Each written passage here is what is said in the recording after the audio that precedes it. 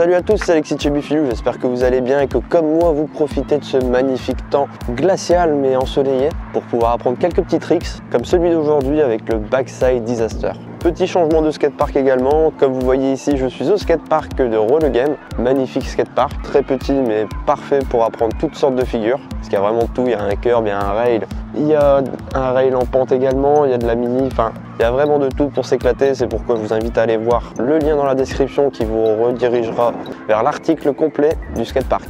Bref, donc aujourd'hui on se retrouve pour le Backside Disaster ou le Backside Lip Slide, comme vous préférez. Donc le Backside Disaster déjà ça consiste en quoi? C'est un trick qui s'effectue sur une mini comme celle qui est derrière nous. Vous devez arriver dos à la courbe et effectuer une rotation assez sèche pour pouvoir vous retrouver de cette manière-ci. Donc vous arrivez, hop, vous tournez et vous calez votre axe comme ça. Donc votre pied arrière sera bien ici et vous serez dos. C'est un trick qu'on peut glisser ou simplement se caler et redescendre juste après. Comme si on faisait un rock mais en étant en switch. Bon, peut-être que je vous perds déjà avec ces termes-là, c'est pourquoi je vais tout vous expliquer. Et vous verrez que c'est l'un des tricks les plus faciles à effectuer sur une mini. On va donc passer au placement des pieds. Ici pour le placement des pieds, je vous invite vraiment à vous mettre le plus à l'aise possible. Moi je vous conseille de toujours bien avoir le pied à plat dans le creux ou droit sur le tail. Et pour le pied avant, je vous inviterai plus à le mettre sur les deux premières vis ou carrément sur les 4 si vous préférez. Moi, je trouve que les 4 c'est un petit peu trop. Et vraiment pour dire d'être à l'aise et pouvoir effectuer la rotation de la meilleure manière qui soit, je vous invite à les mettre sur les deux premières vis. Vous pouvez le mettre droit ou vous pouvez le mettre de biais. Étant donné que la rotation s'effectue en back, donc vers l'avant, je vous inviterai plus à le mettre de biais que droit. Vous verrez que ça va légèrement simplifier le trick. En dehors de ça, il n'y a pas d'autre manière de placer ses pieds, donc vraiment mettez-vous le plus à l'aise possible, que vous puissiez donner un coup sec pour pouvoir tourner sur le coping. Pour faire simple, je veux directement vous montrer avec mes mains, mais je veux quand même bien être précis par rapport aux épaules. Ici, comme les autres tricks, ça va vraiment être un jeu d'épaules, mais là, ça va être beaucoup plus sec. Donc pour se faire le plus facilement possible, vous devez arriver en haut de la courbe. Une fois que vous sentez que vos roues avant sont prêtes à se caler, vous allez donner un coup sec pour faire passer votre pied arrière au-dessus du coping, afin de passer l'axe arrière dessus. Ce que je vous conseille vraiment ici, c'est de déjà préparer vos épaules. Vous vous souvenez peut-être si vous avez vu le trick tips en backside 180. Si vous ne l'avez pas vu, je vous invite à aller le voir. Parce qu'ici, la rotation s'effectue de la même manière, étant donné que c'est le même trick sauf qu'il n'y a pas de pop. Si vous voulez, vous pouvez claquer un ollie, mais au début, je vous conseille vraiment de ne pas le claquer, de juste vous lancer et de donner un coup sec pour passer l'axe au-dessus du coping. Il y a également une autre manière de faire le trick, je vais vous le montrer aussi, c'est en ollie. Donc c'est-à-dire que juste avec le nose, on va appuyer sur le nose, on va donner un coup sec avec l'arrière afin de passer l'axe arrière au-dessus du coping. Il y a quand même une grosse différence entre les deux. Moi personnellement, je trouve que le nollie est beaucoup plus simple. Après, si vous n'êtes pas à l'aise sur le nose, je vous invite vraiment à éviter de le faire tout de suite et de vous focaliser que sur le classique, donc le Backside Disaster. Bref, pour bien m'expliquer, je vais vous montrer avec mes mains. Vous prenez à cette vitesse, vous pouvez arriver de biais ou droit, ça n'a pas vraiment d'importance, c'est seulement comment vous allez lancer vos épaules qui va permettre de déduire si vous devez arriver de biais ou droit. Bien sûr, je vous inviterai toujours à arriver de biais afin d'avoir plus de facilité à arriver en haut du coping et de tourner plus facilement. Une fois que vous arrivez près du coping, avec la vitesse que vous aurez pris juste avant, vous allez juste lancer vos épaules et passer et lancer vraiment la planche vers l'arrière. Tout se fait avec la jambe arrière. La jambe avant, elle sert juste pour maintenir l'équilibre. Donc vous lancez très fort, vous calez de cette manière-ci. Donc là, vous serez en Backside Disaster. Soit vous glissez si vous avez assez de vitesse et si vous avez envie d'apprendre à glisser. Sinon, on va juste rester droit.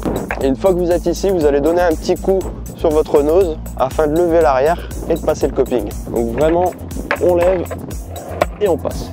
C'est les seules petites choses qu'il y a vraiment à savoir sur ce trick. C'est pourquoi on va pas trop s'attarder dessus, on va directement passer aux exemples.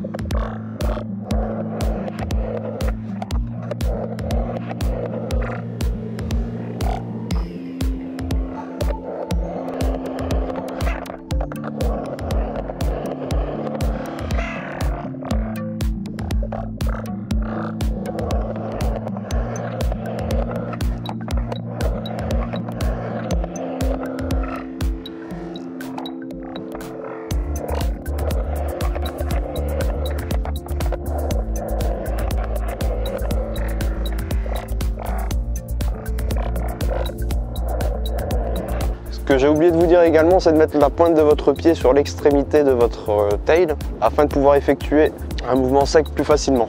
Bon, je sais bien que mes backside disasters ne sont pas très beaux à voir, c'est pourquoi je vous donne juste mes petits conseils pour l'apprendre. Après, pour l'améliorer, je vous invite vraiment à vous entraîner dessus, ce que je n'ai jamais vraiment fait en plus.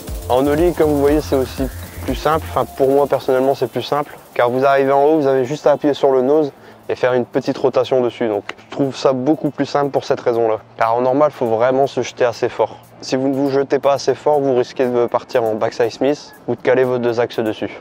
En dehors de ça, il n'y a pas d'autres trucs à savoir sur ce trick tips. Si vous voulez plus d'informations, plus de détails, il y a le lien du site Bifilius qui est dans la description. Je vous invite vraiment à cliquer dessus, à aller faire un petit tour. Si vous êtes inscrit, n'hésitez pas à mettre un petit like dessus. N'hésitez pas non plus à liker la vidéo si le contenu vous plaît, si ça vous permet d'y arriver plus facilement, malgré que ce ne soit pas l'un de mes tricks préférés. N'oubliez pas non plus de vous abonner si ce n'est pas déjà fait, d'activer la petite cloche pour être notifié tous les lundis à 17 h d'une prochaine vidéo. Et je vous dis à très bientôt. Salut, à plus!